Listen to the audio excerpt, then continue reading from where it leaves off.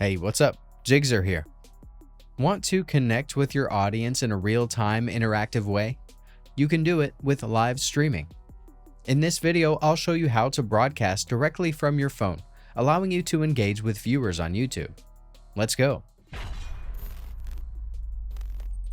Before you can start your first live stream, there are some things to remember.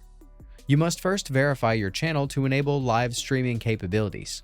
And second, your YouTube channel should not have any live streaming restrictions in the previous 90 days. To start, open the YouTube app. Tap the plus icon or create button at the bottom and then select Live. You might be prompted to verify your phone number if your channel is new. Like this account, I still have to post shorts and have 50 subscribers to be able to go live. You can click on Learn More to understand what are the things needed for you to do live streaming. Once verified, you can now set your streaming and click the big red Go Live button to begin.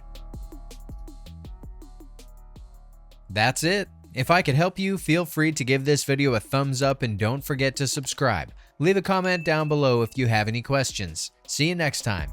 Bye.